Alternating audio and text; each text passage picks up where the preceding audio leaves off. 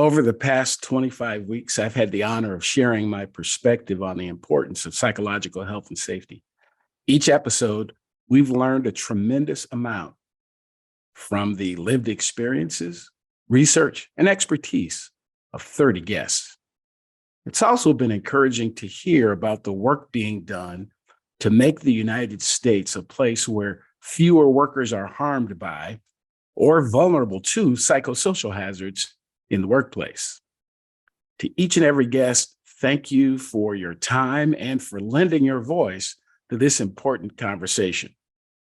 The work you've done, the experience you've had, and the efforts that you've taken to help others not only be safe, but feel safe in the workplace are not only making an impact, I'm convinced they're forming a foundation for change.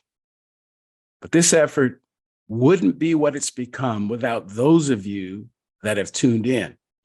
Some as you get the time, others each week. Thanks to those who listen in wherever you get your podcasts, or those who watch on the Flourish DX YouTube page. I'm honored that you take the time to tune in. For most of us, the latter part of the calendar year is the time spent with friends and family celebrating holidays and preparing for a new year. With that in mind, I'll be doing the same, so there won't be a new episode of the podcast until the first Friday in 2023. We've got some great guests lined up, so mark your calendars and tell a friend. Until then, to you and yours, I wish you the happiest of holidays and a spectacular new year. The psychosocial hazard we know the most about in the United States is bullying, and there are people working in every capacity to see that it occurs in the workplace less often. We'll talk with two friends whose relationship has blossomed into a partnership to prevent bullying in the workplace on this episode of the Psych Health and Safety USA podcast. From Flourish DX, this is the Psych Health and Safety USA podcast. Safety at work is more than freedom from physical injury. To be safe, you have to feel safe. Join us each week as we discuss psychologically healthy and safe work in the USA. Well, welcome to this week's Psych Health and Safety USA podcast. I'm your host, Dr. I. David Daniels, and I want to thank you for tuning in. Each week, we seek to increase awareness of the importance of psychological health and safety by learning from the lived experiences, research, and expertise of our guests, as well as advocating strategies to reduce harm and minimize vulnerability to psychosocial hazards in the American workplace. In 2021, nearly a third of adult Americans say they experienced abusive conduct at work. The percentage of adult Americans aware of abusive conduct at work is continuing to grow, to be quite honest. And it's interesting that people have become more aware of the topic of bullying and harassment and abusive conduct in the aftermath of what we all experienced, the global pandemic. But interestingly, a lot of these, even self-declared bullies, people who have acknowledged they have bullying behaviors, they're simply repeating behavior that they've seen. There's not a class to teach people how to be a bully, but there often are not classes that teach people how not to be one.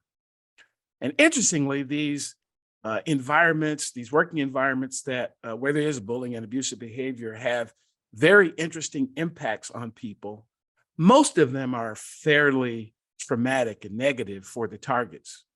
But there are some occasions where even those experiences, it's like a seed that gets planted and it actually creates positive things down the road. So my guests today, and there are two of them, actually have different experiences around this topic, but we came to the same place. As a matter of fact, we all got a chance to meet a few years ago and are now in the same space, this space where there's an interest in preventing bullying from occurring in the workplace.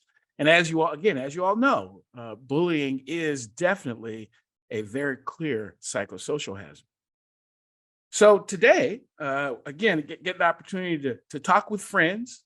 And I'm, at least in this podcast anyway, I don't go through a big, long explanation and description of my guest. I like people to describe themselves and introduce themselves.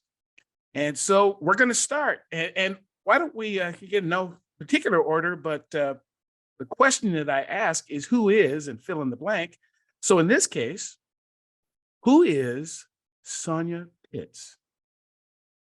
All right, good morning. Hi, David, Janet. David, first, thank you for the opportunity of even presenting this opportunity to both Janet and I.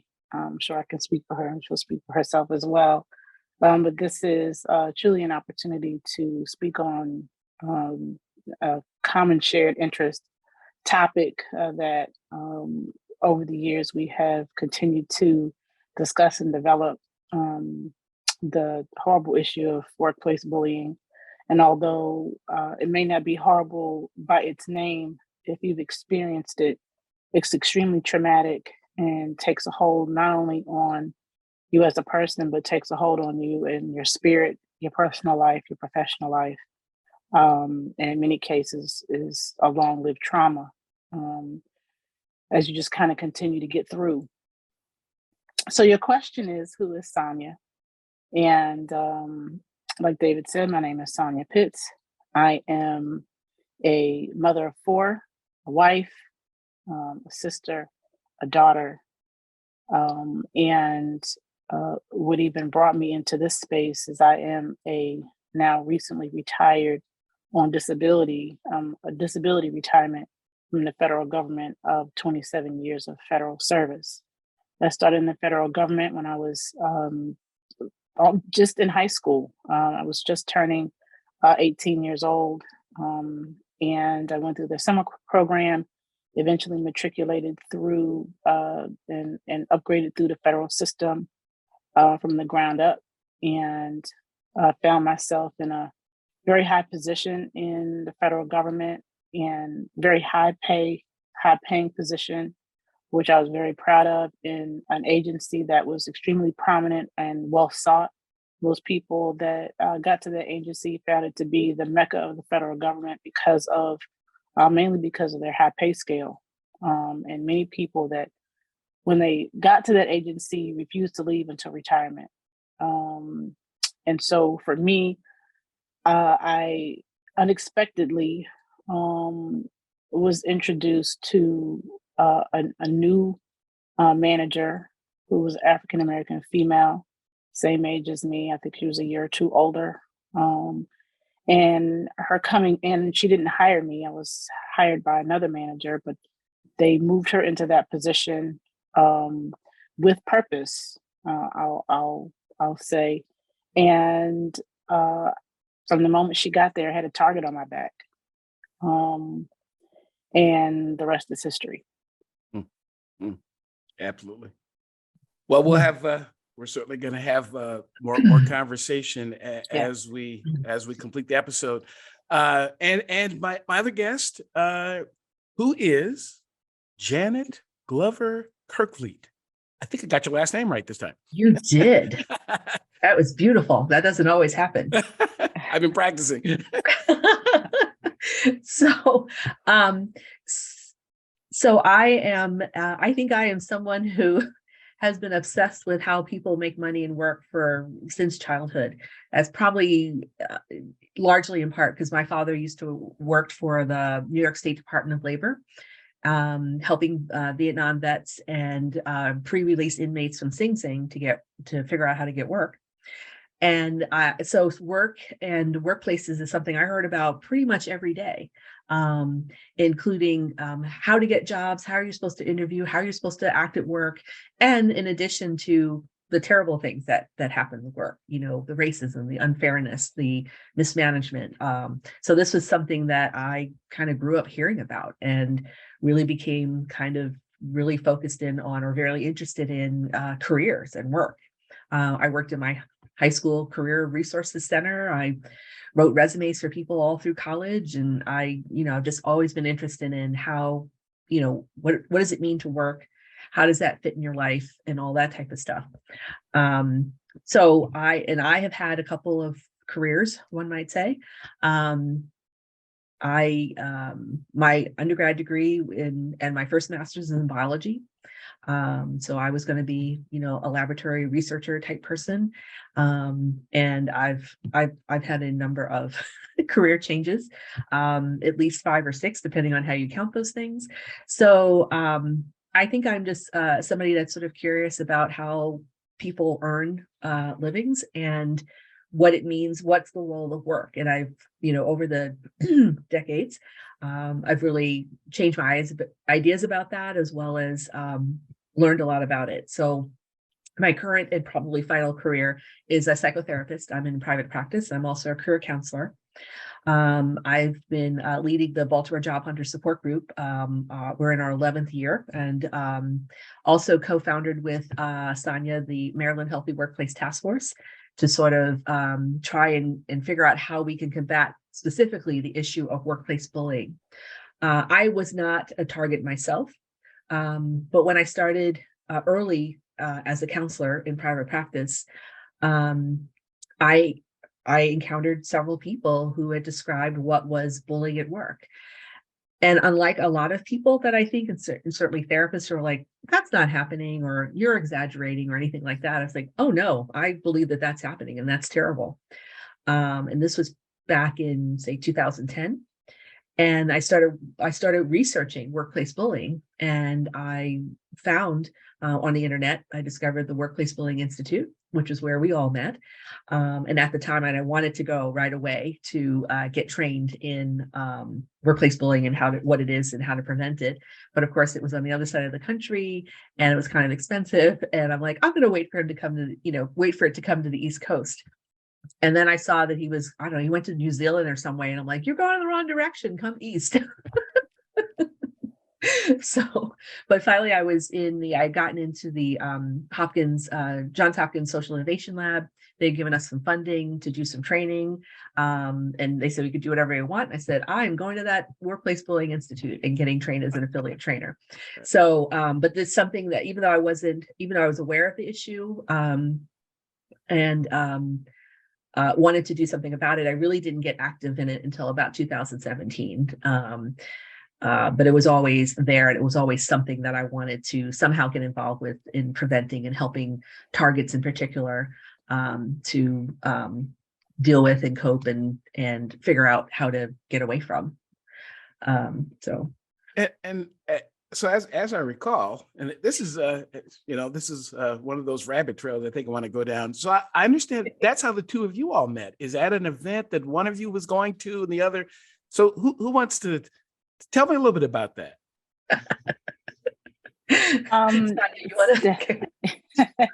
Well, we can tag team on this. Yeah, please. Yeah. That's the idea. Yeah. Sonja, go ahead. I had already been, and through my own experiences, I was looking for answers. I was looking for some outlet, someone who could help me process what was happening and what had happened to me in my career, and what was the future going to look like for me. So very much like Jen, I started doing some research on workplace bullying, and I found the Workplace Bullying Institute, and thought it'd be interesting and more helpful to me to become a affiliate trainer of the Workplace Bullying Institute. And I spoke with Dr. Namey, and he kind of warned me. He says, well, because what has happened to you is so recent, I don't know if you're really ready. And I didn't listen because I was so desperate for someone that understood what I was going through. Now, mind you, I had been in therapy while I was being bullied in the workplace, and still my therapist, who had been a therapist, actually a psychiatrist for 20 years, she really didn't know how to handle exactly what I was dealing with. It was still kind of, well, how are you feeling? And what do you think about it? And, just kind of some of the basic questions, you kind of talk it through, but she didn't really know how to help me channel what was happening. Um, Other than kind of your just general conversation. And then, of course, I was put on medication because of depression and anxiety, which I had never been on before. I didn't like that. I don't like taking medication if I don't have to. And um, but it became necessary for me to even cope. So to make a long story short, I, flew out to San Francisco, took the training, and still found myself a ball of flesh with, now a better understanding of the dynamics and the phases of bullying, but real no answer in how to help me. Um, and so coming back, continued to do my research and found that there was this woman in Baltimore giving a workplace bullying uh, speaking series. And I said, well, it's in Baltimore. What's the worst that can happen? Let me go. No, seriously, I was looking for that connection. And because Baltimore was close, I drove and come to find out, she too was interested in workplace bullying through the Institute. And I had looked at going back again for the second time, thinking and hoping that I could get more. And this time it was more beneficial because, both Janet and David and myself ended up at this institution out in San Francisco, yet again, second time for me. But now, it was a different platform, and I got a lot more out of it this time than I did the previous. So that's how we connected. Janet, what was your take on it? Yeah. So yeah, that is what happened. I just wanted to add that Yeah. it was a lunchtime learning at a co-working space in Baltimore called Impact Hub. And when I was in the social innovation lab with Hopkins, they insisted that you do one of these lunch and learn talks. And I said, I want to do a talk on workplace bullying, but I want to do it after I go through the training. And I said, nope, these are the dates that we have, which were before the training. I'm like, okay. So I, gathered the materials that I had already gathered from the Workplace Bullying Institute and used that. So it was, but yeah, I felt kind of awkward because I hadn't gone through the training yet. Mhm. So, but the other interesting thing that happened, so Sonja was there. She brought two of her lovely children with her.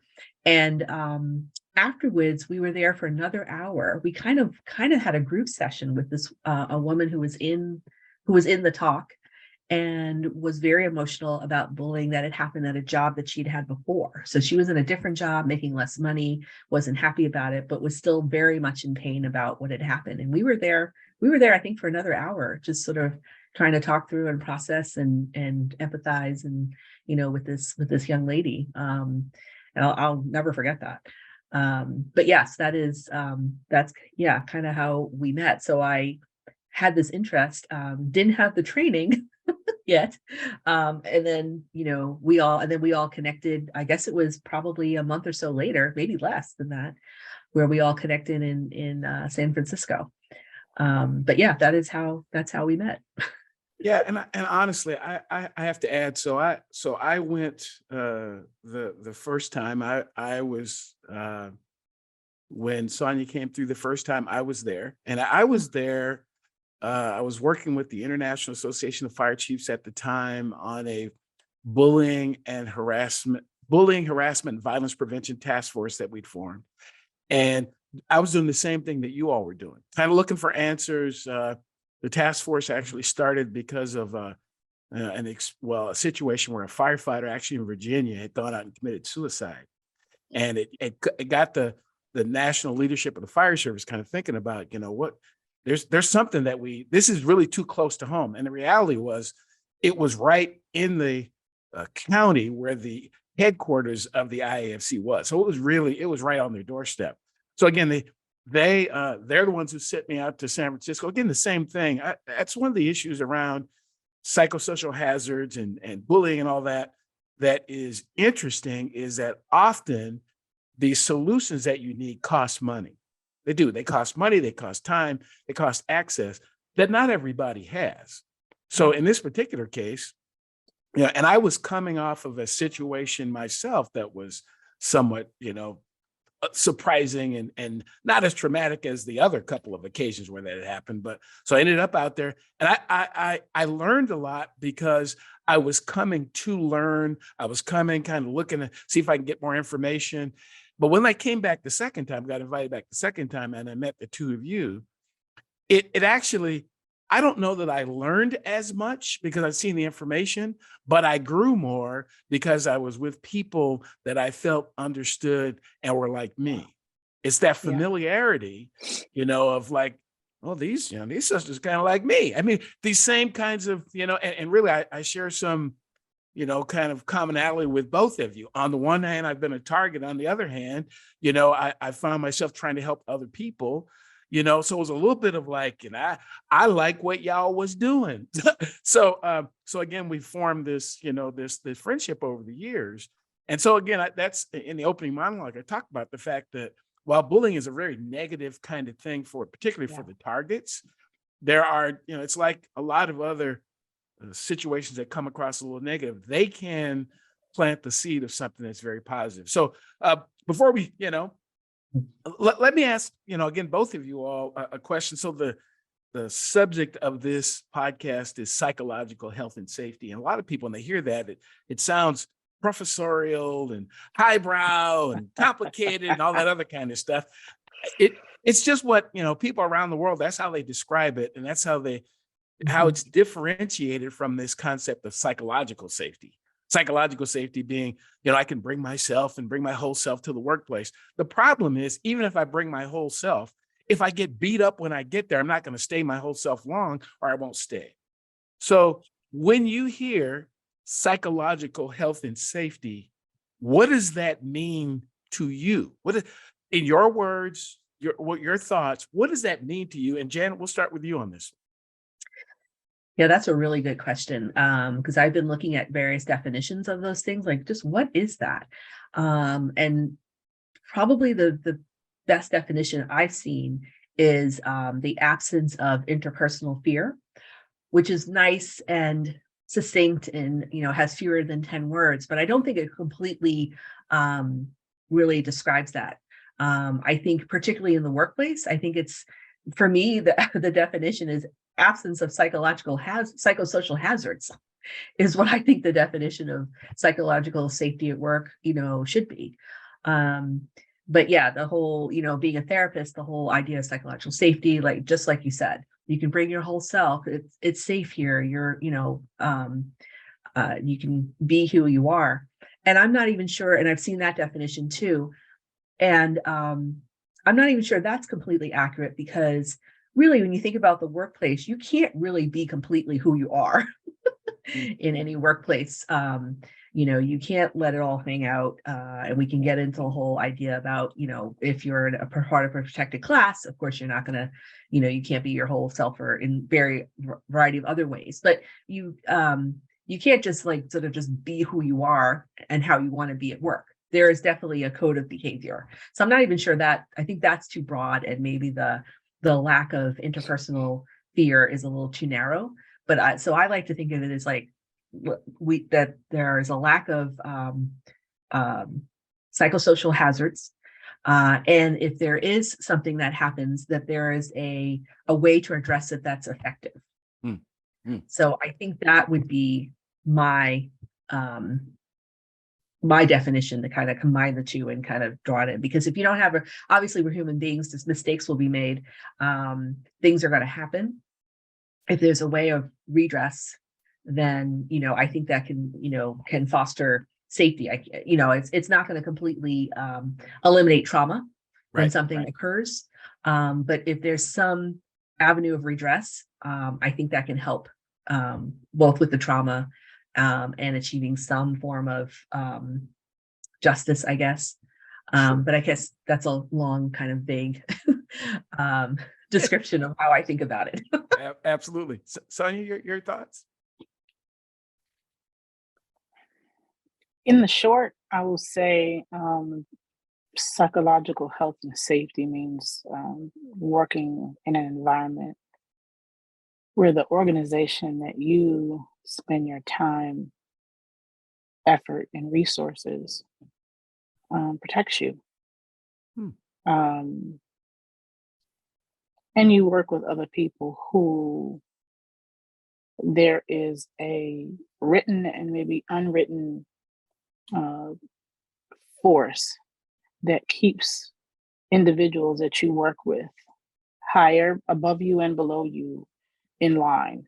That there's something, some mechanism in place that makes sure that not only is your work environment, meaning your office, the stairwell, the elevator that you ride in, um, you have ergonomically safe, equipment to work on.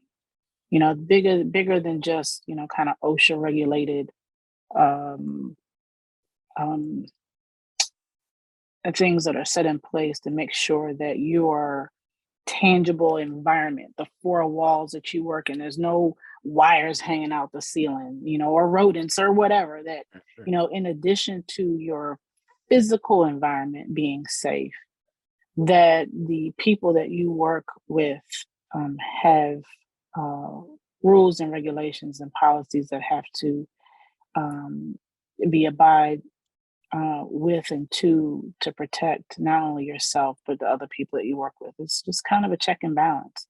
Right. It's something that even that you're taught like in kindergarten, just kind of like your basic safety. We play well together. We don't call each other names. We share. I mean, kind of basic things that you're supposed to be taught when you go to kindergarten. Somewhere along the way gets thrown completely out the Right. window. Right. Yeah. Right. Yeah. Right. Yeah. Yeah. But both, as I hear both of your descriptions of this topic, I think it's. I want to remind folks who are watching and listening that psychological health and safety is really a very personal thing for everybody. We can. There's. I mean, there are a few books that have been written about it. There's standards all over the world. Mostly other countries, not the U.S., which is a whole nother conversation. Right. But it is a individual, independent kind of view because the definition of a psychosocial hazard that I described in my research is a psychosocial factor that is perceived or experienced by the person as a threat or as potential harm to them, that in turn motivates how they behave. And that people all see this different, but it's kind of like, it's kind of like some other things. Safe when you see it. Safe when you feel it. You also know unsafe when you see it and when you feel it. Feel it, Yes. right? But it might look different to all of us. So Absolutely. the challenge is, how do we create an environment so all of us, when we come, and Janet, a point that you made is, it sounds interesting and cute and quaint to bring our whole selves, but we all go into an environment, and when we come together, we have to decide what our environment is going to be. And I think that's what's missing in a lot of places, is that somebody at the top, generally, it's going to be this way, and everybody has to comply. That's where some of the struggles are coming up now, is folks are starting to say that, I don't think I'm with that.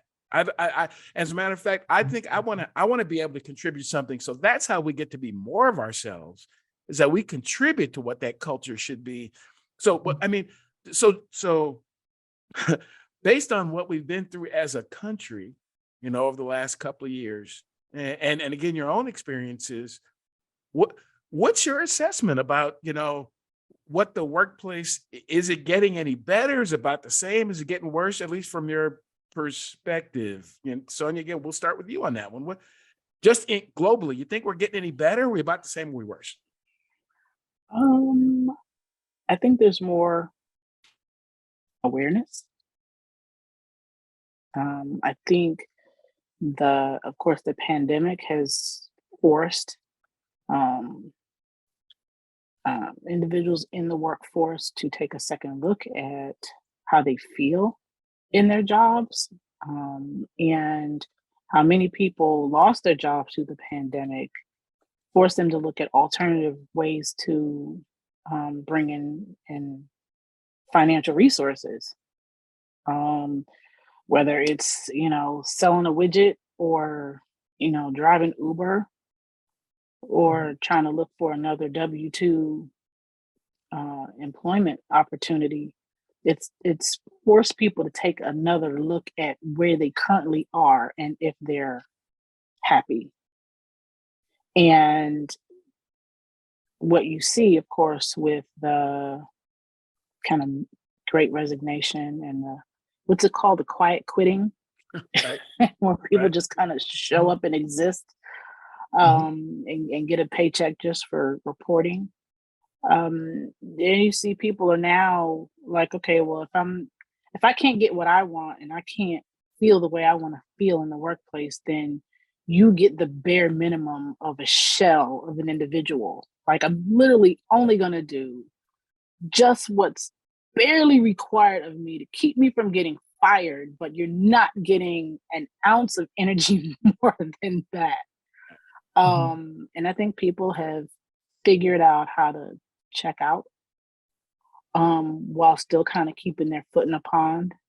I take my hat off to many of those people who have been able to use the pandemic and become millionaires. I take my hat off to those individuals who've said, you know what, I don't like, how I've been treated in the workplace. I'm not happy there. I've just been going because I had to. And now I get to use this opportunity of having been home with other people to do something different. So I think it's, the last couple of years have definitely changed. Do I think it's changed the workplace bullying? No. Mm, mm. Even with the people who are, still teleworking, it still exists. Managers are still able to manipulate, or I shouldn't say just managers, but managers and coworkers are still able to manipulate, and maybe even better, because now you're not physically in the workplace. It's easier to jump on a call with a supervisor and be like, hey, Sally over here, I'm feeling some type of way. Sally doesn't see that you're going to the supervisor. She has no idea what's going on.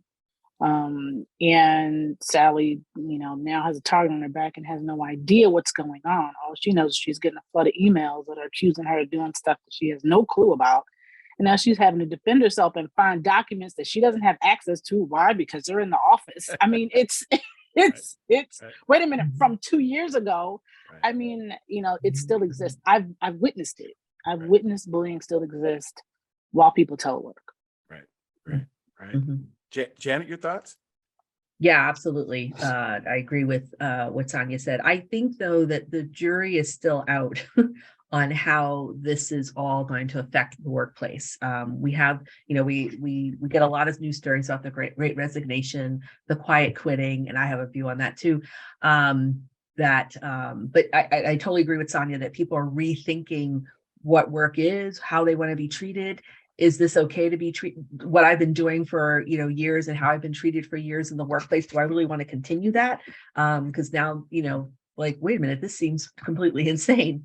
The way I've been treated. But I think whether this is going to be a lasting and global change in how we work and all of that, everybody's saying, oh, remote work is more acceptable now. And that's here. Remote work is here to stay and all that type of stuff. And I'm like, I mean, part of me is like, we'll see. I'm not so sure. And the only example I know most about is the counseling profession, where telework and telehealth has been in the counseling world has been kind of looked down upon. We're trained to be in the same space with people. That therapy is most effective when you can be with all of the all the nonverbal cues and stuff like that. And so overall, the profession in general is not really thrilled with telehealth. There's always been a small segment of people who like, yeah, of course I'm going to do telehealth, and we're licensed, we can only work in our state and all this type of stuff. Now it's more acceptable. In fact, a lot of if you were in school in a master's program in counseling in 2021, you've probably never actually sat physically in front of a client. Which is really bizarre to kind of think about. Like, they've never been in a room with a client because it was all, it was all Zoom for the most part. But I think I think in general, people thinking about, just going forward. I'm not totally sure, like, if, what this is going to look like. I agree with Sonja as far as workplace bullying. I don't think it's different. I think I agree that awareness is higher now. And that could be a result of the pandemic, but also the Me Too movement and, other various phenomena that have gone on in the past few years, some of these contentious elections, stuff like that. But I think that, and just about quiet quitting, I don't think that that's necessarily a negative thing. I think that people have been overworking and, over committing themselves to these jobs where they're not being appreciated. They're not getting paid overtime. They're not getting raises. I mean, most people have not seen anything other than a COLA raise in a very long time. I mean, probably since before the Great Recession. So this whole idea, like, our work is supposed to take over our whole lives and our identity is really about our career and our work. When I start hearing about quiet quitting, I'm like, good. I think people should be, kind of stepping back from this overwork, or, people, on Labor Day, you always hear at least somebody every year always says, people died for the weekend. People died for the 40-hour work week. And here we are, overworking and taking work home and having no work-life balance and all of that. So I think that so long kind of wandering answer to, I think the jury is still out on how these changes are going to be, what this is going to look like in the future. But I totally agree that workplace bullying, bullies are still very effective. Telework and remote work, they can still do their thing, and that has not changed, unfortunately. So one of the activities that I think both of you mentioned, Jen, I certainly heard you mention it, that you all have got together over the last couple of years and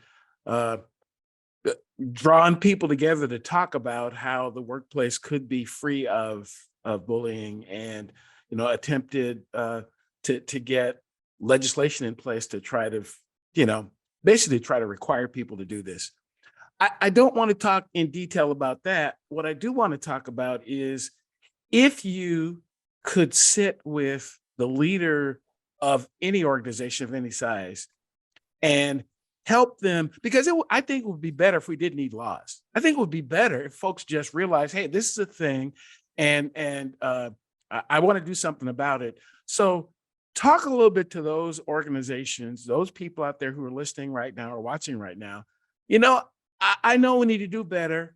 I know we've got some problems, but I don't really know where to start.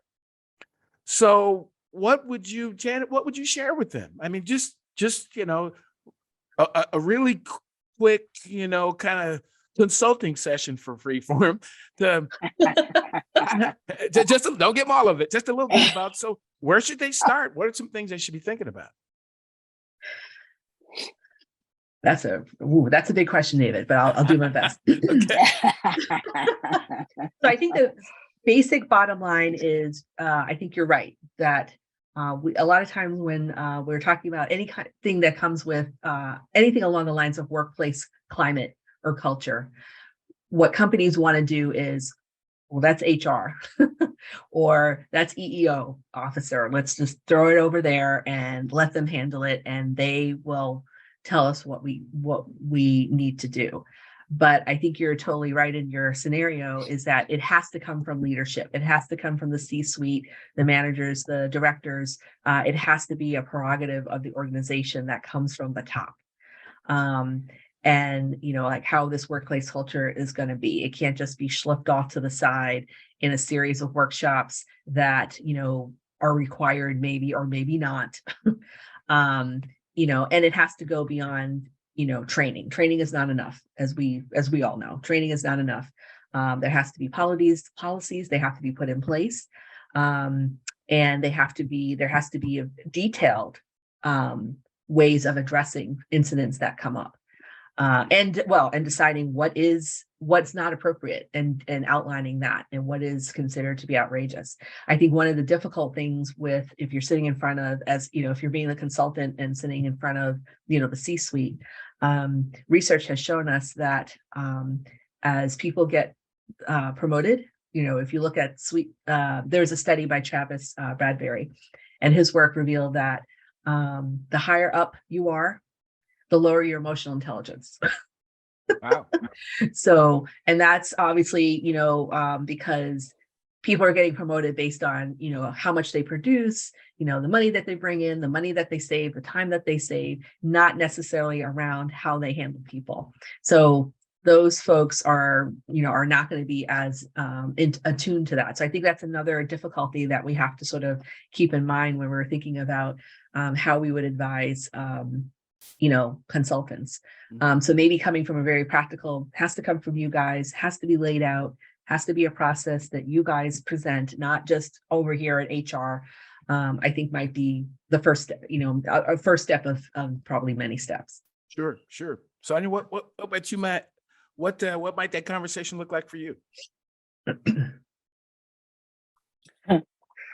I struggle with this one. Yeah. I struggle with this one.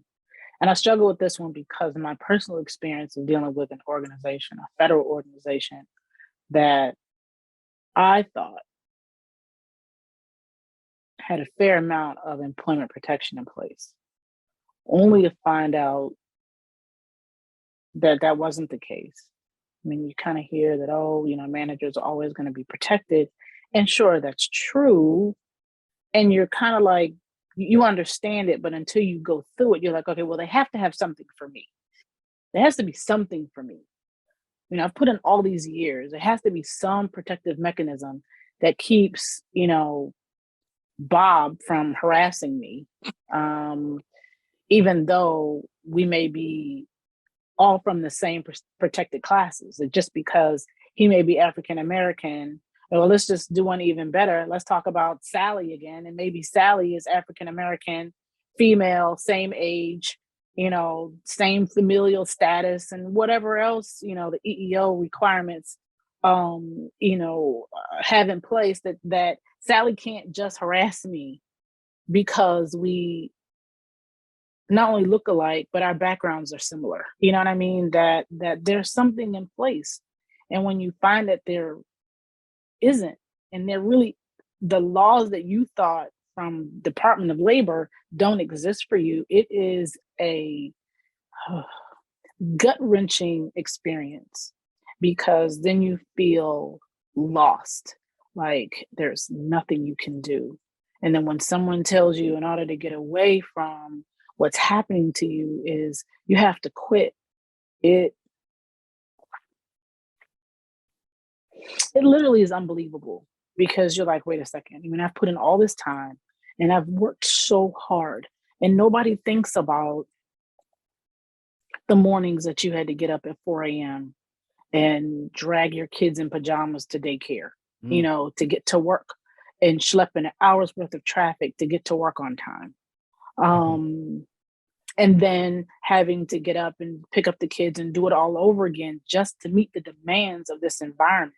And you can't color your hair, you know, your favorite color, and you have to walk a straight line, and you have to dress a certain way. And even your personal life has to be somewhat contained because of who you are in this profession that you've chosen.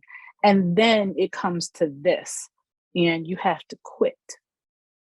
You have to leave the job that you've worked so hard to maintain. And so advice to an organization, it is troubling for me.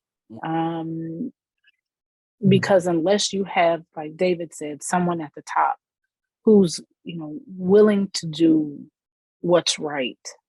And it isn't necessarily always about the bottom line. And what they found is that eventually it does become about the bottom line, especially in private companies or organizations, that if you keep being sued and you keep, you know, having to use your resources to go to court, and productivity is lost and morale is low because the people around you are watching what's happening, there is a loss in financial gain in a private company. The problem working for the federal government is it's not the same. It's like this Mhm. black hole of resources. So there isn't this feel of loss it may be a feel of loss of productivity, but the bottom line, the financial piece is not in play. So there really isn't a reason necessarily to enforce these protective mechanisms to keep financial resources in place. It just doesn't exist. Right. Mhm. So from an organization perspective, it just really comes about where's your moral compass. Right. Right. Mhm. Mhm. So that question is directed to the folks who believe that the only way to fix it is at the top, and the only way to fix it is you have to have leadership and structures in place. But again, as I've had more birthdays, I become less. Uh, I don't accept binary choices as much as I used to. So another question is: so, what do you tell the young person, your younger self, about going into the workplace in the first place? If it's going to be like this, if this is what it is, and if it's not going to change, then what choices are you going to make so it doesn't affect you in the same way? Sonja, I'll go back to you on this one. If you could have spoken to your Ooh. younger self or to a young about that's what that is. That's not going to change. What is it that you need to do so it doesn't, have such a devastating effect on your life? Here's an interesting thing. What I have found is I've kind of, removed myself from the um, structured work environment, if you will, and I've had to be quite introspective. I've noticed personally that I have had bullying follow me probably most of my life, Mm. starting back in high school. I dated an abusive boyfriend that turned into an abusive husband. His sister was a nutcase, and she bullied me. Would come into the house and steal my jewelry and feed my shoes to the dog and all kinds of crazy stuff. I mean, stuff was just like, what? And then I had a best friend who, it wasn't until later I found an email that she had sent me. And the email contained a letter to her supervisor from another employee that said that she, my best friend, was bullying her in the workplace. And then I started to kind of like put all of that in place. I was like, oh my God, that's what was really happening. But because I wasn't familiar with it, I really didn't know how to focus on it. But now that I kind of look at the behavior and who she was as a person, and probably still is, I don't know, we're no longer friends. That she was and maybe still is a bully. I mean, so you just kind of take a look back. It's like, whoa, this bullying thing has been following me. But unfortunate for me, when I kind of take a look at, how would I advise my younger self? That is such a huge question. And I say that because I don't necessarily know if I can tell you I would do something different because of where I am now. And it just really came to me, who I am as an individual, how I am resilient, and how I've had to pull myself out of the situation or situations that I've been in, of course, with support of family and and friends, and even my spouse. Um, Most of those things have to be in place for you to kind of get through it, But advising my younger self, I don't know if there's this self-talk that, oh, you should have done this different, or you should have, because all of it has made me who I am. And I'm very proud of who I am. Very proud of what I've come through. And I'm good with it. I didn't used to be, I'm no longer taking, the medication that, is required to just maintain. I've developed and created a new career for myself. I created a business for myself that allows me to travel, puts me in completely different circles, meeting amazing people that I ordinarily wouldn't have met.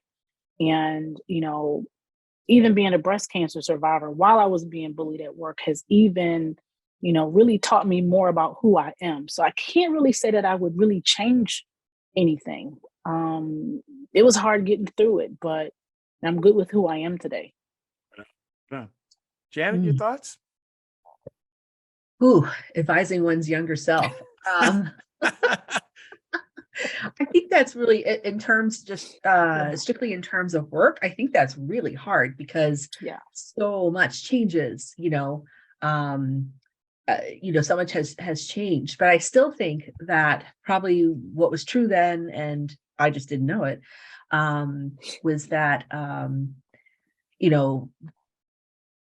be flexible, be open to change, that there's not this like one path to, what your career in life should be, which was very much drilled into me. I was raised to be a good government worker. I was supposed to have that, 30-year plus career in the government. And I did wind up at a job in the federal government. And when I left that job to go to a nonprofit, oh my gosh, my parents were, it was like biblical, the rending of garments, the gnashing of teeth. Like it was just really very serious. They were horrified. So, but and there was and I think the part that was hard for me was that I beat myself up, even though I was doing what I thought I wanted to do. I was still holding myself to that standard and beating myself up about it. Like I wasn't doing this. I hadn't done that. I didn't have the good government job. I have no idea how I'm going to retire. I'm still trying to find if work is going to be what I do all the time, I've got to find that thing that I really love. But I think all of those things were not the truth. I think you have to be open to the experiences that are in front of you and kind of bloom where you're planted, and do what you can, and then also realizing that you will be, humans are humans, and there will be times where you're treated unfairly and disrespected, and to kind of know that it's not you, or it's not really about you, or you are still who you are. That's very hard, when you're being abused. But that it's not about you, and that you don't need to take that on. And I think we were talking earlier about sort of the baby boomer mindset. And I think that's part of that. Like, if I'm not doing well, it's because I did something wrong and it's my fault. And I think that's something I would definitely tell my younger self. Like, change is okay. Exploration is okay.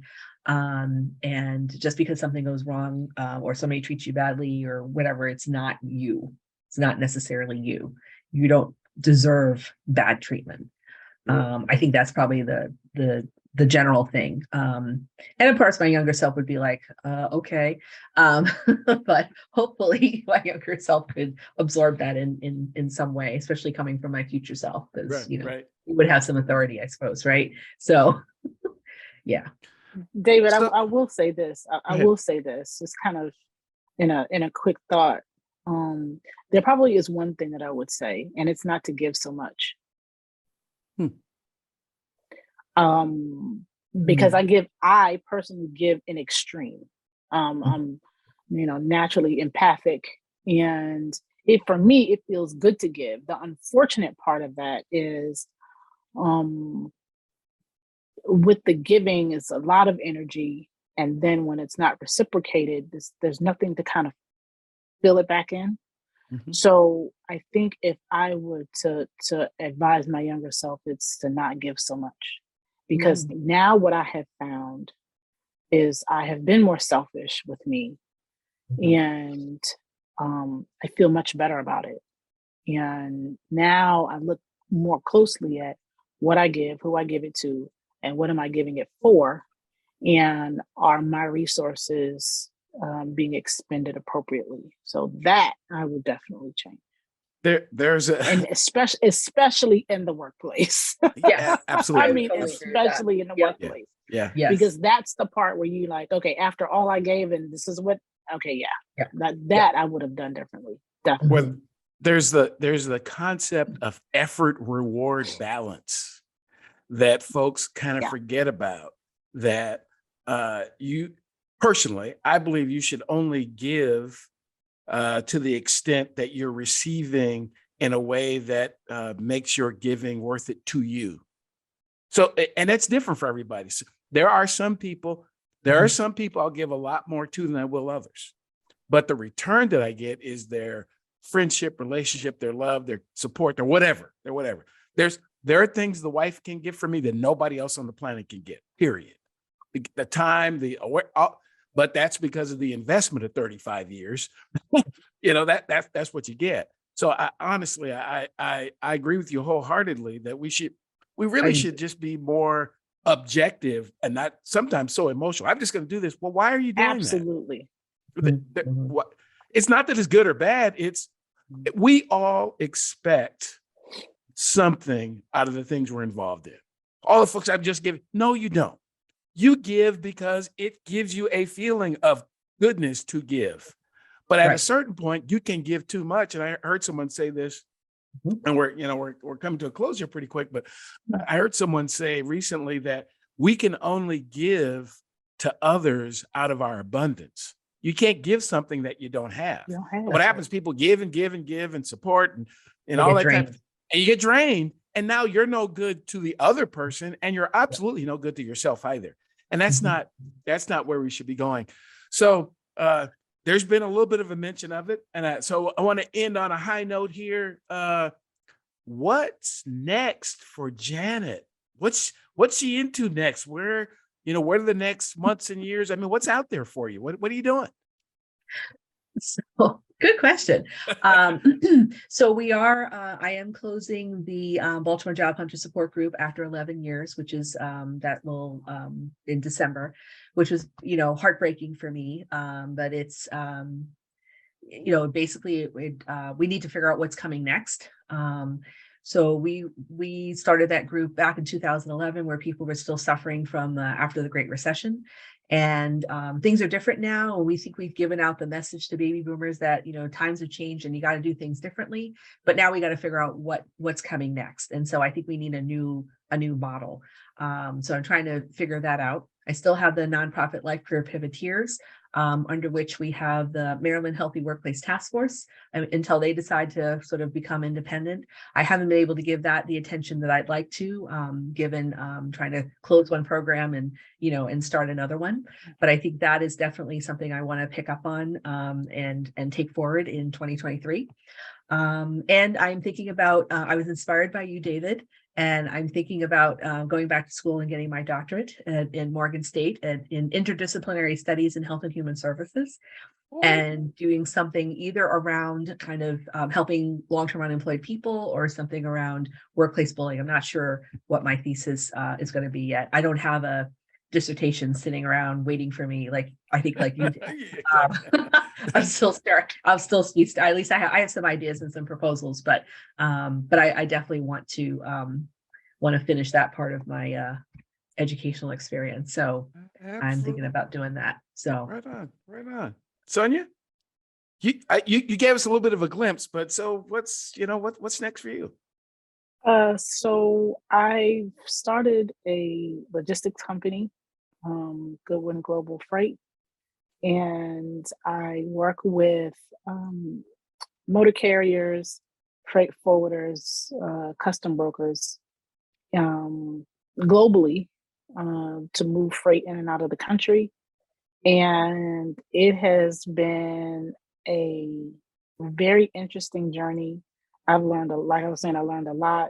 I've been introduced to people and been in spaces that I normally wouldn't have. And I mean, it's allowed me to do a tremendous amount of traveling. So, I mean, sometimes being away from home at 3 weeks at a time, which has been good for me because now my motto is no four walls. There are times where I would go to work feeling like I was going in the wrong direction. I knew something wasn't right. Like, why am I doing this? Why am I putting my energy into something that doesn't feed me, that doesn't feed me spiritually, certainly doesn't feed me emotionally. And professionally, I'm just punching a clock for a paycheck. I knew that I needed to be doing something more for me. And so, as I, retired, it was trying to figure out what was next. And so I started I started exploring being a florist, because flowers are fun, and a couple of other, hobbies I thought maybe I could turn into, monetary resources. And through the pandemic, I was interested in import export, and that's how my next phase of my career got started. And I'm excited on what's ahead. Even the market with moving freight and cargo around the country and internationally is changing every day. But it's interesting. It's something that I'm kind of locked into, and it's not going anywhere. So this is where I am. Absolutely. Absolutely. Well,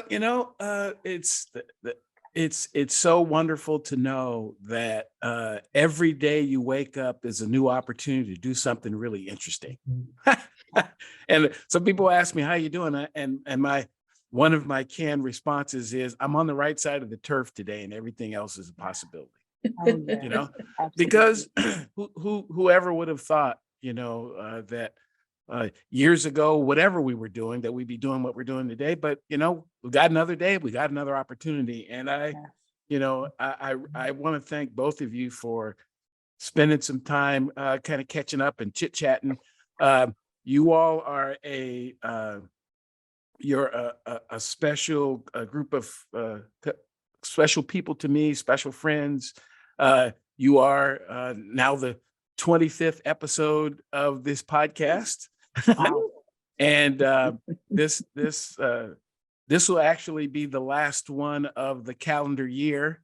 We're going to actually take a little bit of a break, for folks that, over the holidays, people tend to do that, hang out with friends and family and just, get a little bit cleared. And we're going to come back roaring in 2023. But again, thanks so much. You're headed in our area, so we'll be seeing you really yes, soon. yes. That's great. We're going to try to catch up in person as we get some time. So again, thanks very much for sharing again your lived experience and expertise with my guest today, with the folks who are listening and the folks who are watching. And it's just an honor to know both of you. And I think, again, this is a relationship and a conversation that's going to continue to produce positive things for lots of people. Yeah. But again, for those who are who have tuned in this week, thank you for your support, and thank you for watching over these last 25 episodes. And there's more to come, so stay tuned. We're going to take a couple of weeks off, but stay tuned, and we'll look forward to having more conversation in 2023 on the Psych Health and Safety USA podcast. Thanks very much for joining.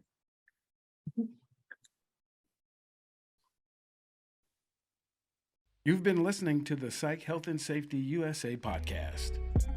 To stay up to date with the best content on workplace mental health in America, subscribe wherever you listen to podcasts, and join the Flourish DX community at www.flourishdx.com.